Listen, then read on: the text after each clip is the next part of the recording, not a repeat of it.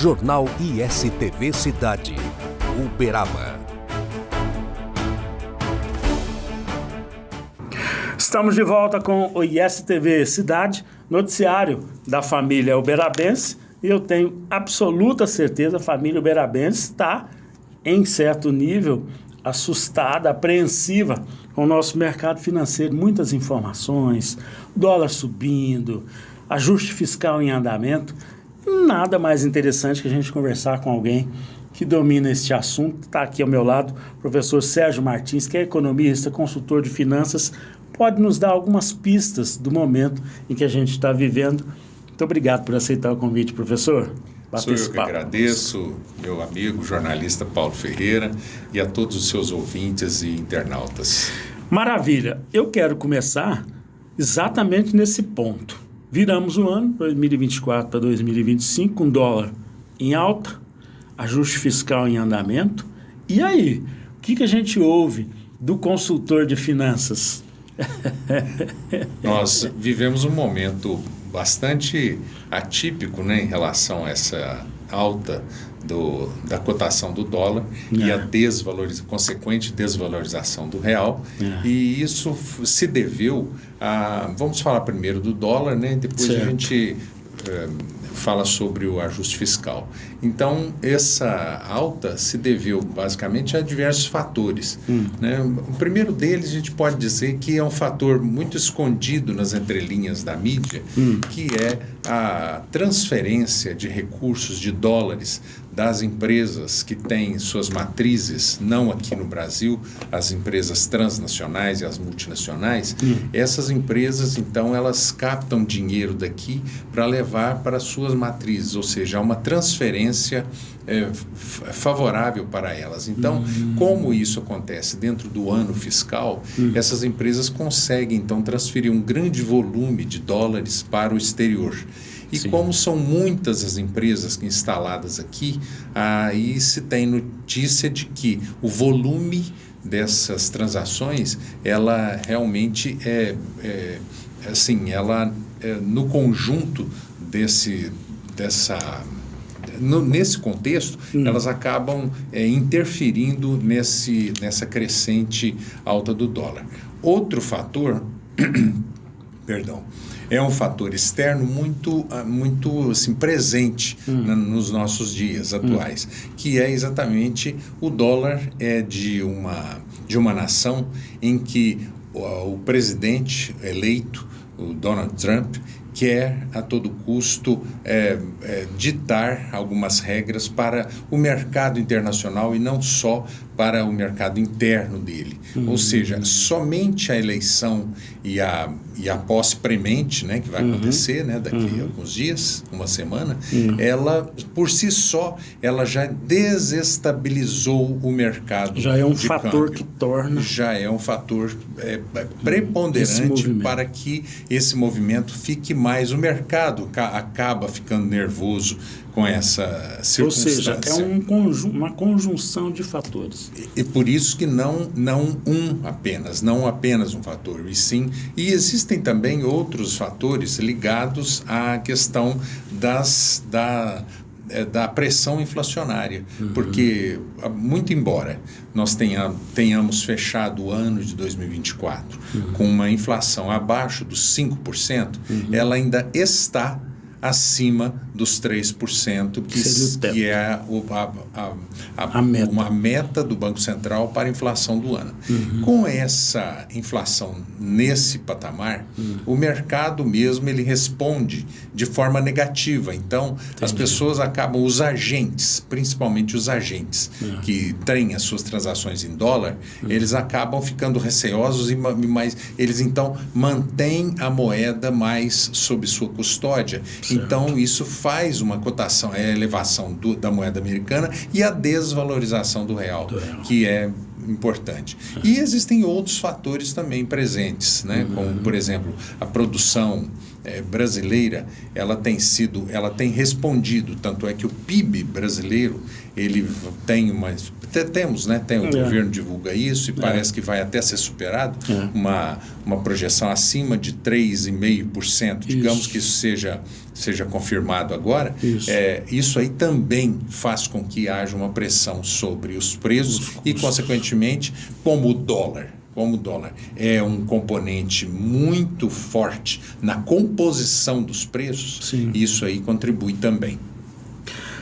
É uma questão que eu imagino muita gente esteja apreensivo, porque não conhece, mas ao mesmo tempo que a gente está aqui conversando com o professor Sérgio Martins, é a deixa para a gente, como brasileiros responsáveis, pagadores de impostos, passemos a nos interessar também, né, professor? Para conhecer melhor o mercado, conhecer melhor a situação financeira e procurar, dentro da nossa possibilidade, entender o que é que está acontecendo. Por exemplo, ajuste fiscal. Ele começou no ano passado de forma mais dura, mais séria, com medidas mais concretas, mas ele continua. Ele não é algo que se decreta, é algo que tem um tempo para se maturar, para se acontecer. E aí, o que a gente faz? O governo atual, ele conseguiu uma vitória expressiva na Câmara dos Deputados, que foi a aprovação do ajuste fiscal como um todo, com muitas ressalvas, com muitas emendas. Muito embora ele tenha passado no crivo do Congresso Nacional, o Senado também participou disso. É importante dizer que, muito embora isso tenha ocorrido, as ressalvas, né, as emendas, né, o ajuste fiscal foi bem sucedido na avaliação do governo, pelo menos é o que o governo diz, né, que ele foi bem sucedido.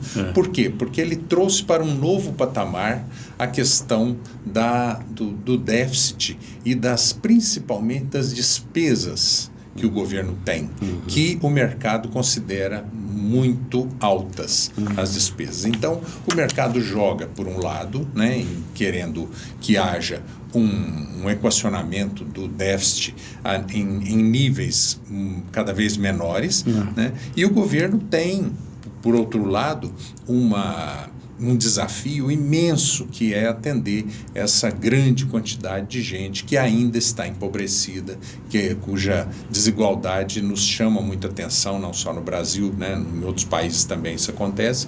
Então, esse dilema, ele ainda não está de todo resolvido. Vamos dar um exemplo para falar do déficit fiscal. O mercado apontava para um déficit para 2024, fechado o ano, apontava já no ano passado um déficit na ordem de 0,5%. Então ele apostava nisso. 0,5% ainda era 0,5% do PIB, que eu quero dizer. E aí apostava nesse número como sendo algo já muito elevado, já ainda tal. O que aconteceu Porque ele esses é crescente, dias? Né? Ele é crescente e ele ele, muito embora ele possa ser controlado, né? Controlado com o quê? Com medidas de política monetária e política fiscal. Principalmente a política fiscal. Muito embora isso aconteça, existe a questão assim, que essa semana passada, há poucos dias, o ministro da Fazenda fez uma divulgação interessante, que isso aí não houve grande repercussão, mas, a meu ver, é um grande feito. Então, ao invés do 0,5% que estava se projetando, acabou fechando o ano em 0,1 ou 0,10, ou seja, 0,4 menos. Certo. Acontece que esse número é sem considerar os gastos que o governo teve nas tragédias do Rio Grande do Sul. Certo. Com essa despesa do Sul, esse déficit passou para 0,37. Ou seja, o mercado previa 0,50 e assim houve 0,37. Mesmo assim, foi menor do que aquele previsto. Como isso é um trabalho incansável, existem outros fatores que nós precisamos considerar, talvez até, Paulo, seja motivo de uma nova conversa, mas em linhas bastante gerais, existe uma carência, grande deficiência no debate sobre a qualidade dessas despesas. Certo, Vamos dar certo, poucos exemplos, pouquíssimos. Vamos falar do judiciário, vamos falar do legislativo. Quando a gente fala do judiciário, a gente fala em todas as instâncias, o gasto que se tem. Vamos falar do legislativo em todas também, considerando o nível do Senado, Câmara, das Assembleias Legislativas, das câmaras municipais, como são entes, institutos com altíssimo nível de gasto e de despesa. Vamos falar também das Forças Armadas, que tem na sua estrutura, historicamente, um enorme peso para as contas públicas. Aí nos deparamos com questões assim, mas também a Previdência dá muita despesa, mas também o SUS dá muita despesa, mas também o Ministério da Educação dá muita despesa. Ora, vejamos, o que é despesa e o que é investimento? Se falamos que o SUS dá uma despesa, não me parece muito correto de dizer isso, tendo em vista o atendimento universal à saúde desses milhões de pessoas que dependem todos os dias. E poderiam estarmos numa outra realidade, comparativamente aos americanos, por exemplo. Vamos falar dos americanos de novo. Estamos num modelo único no mundo. Eles não têm isso, eles não têm o que nós temos aqui. Então, eu acho que as despesas, eu estou dando exemplo apenas do SUS, para não avançarmos muito. Em contrapartida, as despesas dessas outras instituições, que para mim isso aí é uma vergonha. Agora, só o governo dá conta de fazer isso? Não. Você disse há pouco, a gente precisa se informar mais. Procure ver, procure ampliar os seus horizontes. Isso aí que você disse é importantíssimo em relação... Cobrar dos parlamentares, as posições. Isso aí, são eles mesmos que votam. Exato. Veja que o pobre, o sujeito que é menos dotado de recursos, né? Que a gente chama de pobre, muitas vezes, Paulo, esse sujeito, ele vota num candidato que vota lá contra os interesses dele. Exato. Veja como isso é algo assim absurdo, você pensar. Você vota num sujeito e que lá ele vota contra os interesses do cidadão. Exato. Olha que absurdo isso. Mas é o que nós temos. É o que nós temos. Agora, para a gente aproveitar um pouco aqui o nosso tempo com esclarecimento, eu tenho visto em alguns grupos de WhatsApp alguns investidores, entre aspas, porque eu não conheço, não sei bem a procedência, não estudei ainda a fundo para saber mais sobre isso, mas alguns grupos de investidores, professor Sérgio Martins, que tem anunciado, que tem citado, mencionado papéis, na maioria das vezes papéis, né, a chamada renda variável, investimento em bolsa de valores, que dão lucros convidativos. Não é algo que a gente deva prestar atenção e ficar esperto, porque isso me cheira a alguma coisa estranha, pelo mínimo estranha. Você já ouviu falar de alguma coisa nessa linha? Todos os dias eu ouço falar e leio sobre isso. Tenho pessoas conhecidas que já entraram nessa, embarcaram. Olha, e o resultado? Quem conhece o Canto da Sereia, ou pelo menos a lenda do Canto da Sereia, sabe bem o que eu estou dizendo. São perfis que têm uma facilidade imensa de procriação, né? Eles estão espalhando e estão engajados numa mídia cada vez mais duvidosa. Então, chega pelo WhatsApp um convite e eles, então, oferecem para você aquilo que você mais quer ouvir, que é ganhar dinheiro fácil. E, além disso, ele fornece para você também elementos de outras pessoas que estão ganhando e de transferências, cópias de telas, comprovantes de transferências de lucros que essas pessoas eventualmente teriam, que você nem sabe quem é. Então, o recado que fica é muito claro. Mas assim, mas muito cuidado. 2, 3, 10 pés atrás de quem promete de quem fala que isso é um investimento seguro. Quer investimento seguro?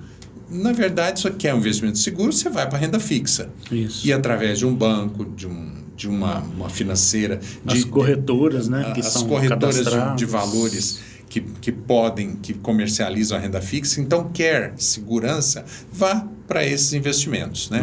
Faça uma letra de crédito imobiliário, faça um CDB, faça um fundo de investimento. Agora, quer ir para a renda variável, que são ações, que são debêntures, que são fundos imobiliários, aí é um problema a mais, porque aí, primeiro você precisa conhecer esse mercado. Estudar bastante. Não entre nesse mercado se você não conhece. E caso não conheça, até não tem problema, mas se cerque de pessoas que conheçam e que vão perto de você, que vão te orientar como fazer.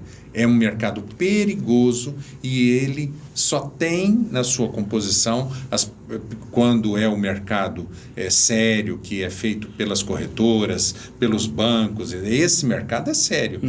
Ele tem gente que vai te orientar. E tem lastro, né, professor? Tem garantias e tudo mais. Bem. Outro detalhe, quando a gente fala em investimento em bolsa, na B3, em papéis de renda variável, em ações, além de conhecer, né? Se nós falamos no day trade, por exemplo, que é uma palavra que a gente tem visto muito nas redes sociais, entre no day trade e aprenda a ganhar dinheiro, a ganhar dividendos. Quem faz isso com profissionalismo tem uma consciência. Ele tanto pode perder como pode ganhar. Quer dizer, o mercado é extremamente volátil. Chama mercado de alto risco. Quem conhece esse mercado sabe que o day trade são operações no mesmo dia. E quem faz esse tipo de operação é quem já está no mercado. Quem não está, para você que nos ouve, para você que quer entrar nesse mercado, procure aprender primeiro antes de entrar. E procure corretoras sérias, gente do mercado, bancos sérios, gente do mercado financeiro que possa te orientar a partir da instituição. Esse sim é um negócio bom. Agora, vai entrar no mercado de renda variável sem saber nada e vai aprender fazendo, não é um bom negócio. Lembrando, a história está cheia de exemplos, filmes e um atrás do outro, que muitos especialistas, gênios do mercado financeiro acabaram se dando muito mal porque fizeram bobagem e acabaram provocando quebras de muitas carteiras, né? Isso acontece todos os dias. Grandes fortunas acabam assim rapidamente. Acontece que isso aí não é algo que se noticia todos os dias, né? Que não se vê, mas muita gente perde muito dinheiro todos os dias. Vamos fazer uma distinção. A maioria, vamos dizer, um grande grupo de pessoas somadas, perde-se muito dinheiro em um único dia. Mas aquele investidor, um ou dois, ou uma pequena quantidade de grandes investidores que tem muito dinheiro, que ele usa o mercado para ganhar dinheiro, esse ganha proporcionalmente, ele perde proporcionalmente menos do que essa grande quantidade de pessoas. Por quê? Quem está aqui nessa massa que investe, muitas vezes está investindo sem conhecimento, sem saber, faz isso aí, ele faz o volume. E aquele outro não, ele é especial. O grande investidor mesmo, o que concentra muito recurso, essa pessoa, ela tem a chance de ganhar mais e perder menos. Então, muito cuidado ao entrar nesse mercado de renda variável. Não estou dizendo com isso que seja uma atitude nociva, não é isso. Eu estou dizendo que é um mercado perigoso, delicado, para quem não conhece o mercado. Maravilha. Olha, mais claro do que isso, só se você pegar o seu computador e começar a pesquisar, e aí você vai entender bem o que é que o professor Sérgio Martins está dizendo. Por isso mesmo, eu quero deixar aqui um muito obrigado, professor, e dizer, seja sempre muito bem-vindo. Muito obrigado pela oportunidade. Eu desejo a você, Paulo, e aos seus telespectadores um ano de excelentes negócios, viu? E principalmente muita paz no coração. Para nós todos. ISTV Cidade, o noticiário da família uberabense. Estamos apresentando Jornal ISTV Cidade, Uberaba. Café Silva, além do sabor, da qualidade, do aroma, agora vem com uma super novidade, o filtro reutilizável. Você economiza mais e o meio ambiente agradece. Café Silva, cada vez melhor. Voltamos a apresentar Jornal ISTV Cidade, Uberaba. De volta com o ISTV Cidade, noticiário da família uberabense. O assunto agora são gatos em situação de rua, os gatos errantes. Um projeto chamado Projeto Gatô faz a sua parte, tenta ajudar pelo menos no bairro Boa Vista. Confira na reportagem. Na verdade, nasceu com a necessidade de mostrar a rotina dos cuidados com os animais errantes. Eu cuido dos animais nas ruas há cerca de 4 a 6 anos, mais ou menos, e eu criei um Instagram para divulgar a rotina, né? Alimentação, castração, cuidado e para possivelmente ter um lar para eles, um lar para todos. E isso foi crescendo, né? Então a gente divulga outros animais para adoção, a gente assume outros resgates, não só dos gatos que estão sob a nossa responsabilidade, e isso foi crescendo, sempre com o intuito de ajudar os gatinhos. Agora, por que gatos? Por que o foco em gatos? Eu vejo e sinto na pele que os gatos eles não são tão ajudados quanto os cães. As pessoas têm uma sensibilidade muito maior com relação aos cães e as ajudas para os cachorros fluem mais do que para gatos. Ainda a gente tem na sociedade um pouco de... A gente enxerga o gato um pouco errado, como se o gato precisasse ficar na rua para se... Porque o gato é livre, como o gato se vira, e não é bem assim, né? Então, eu vejo que com relação aos cuidados dos gatos, é um pouco mais difícil. Existe muito tabu, assim, sabe? Então, por isso que meu foco é em gatos. Agora, qual que é a sua expectativa e, mais do que isso, qual que é o sonho do Projeto Gatô? O sonho é que ele não exista, porque ele só existe porque ainda tem animais nas ruas, ainda tem, assim, o município ainda falta em cuidar desses animais, em dar o apoio necessário. Então, o meu sonho é que o projeto não exista. Não só o meu, mas tantos outros, não só em Uberaba, mas no Brasil inteiro, é que não existe. Porque ele só existe porque ainda existem animais em situação de vulnerabilidade. Enquanto isso, você tem que trabalhar e tem que trabalhar bastante. Então, quem quiser ajudar, pode entrar no Instagram, lá tem os contatos todos.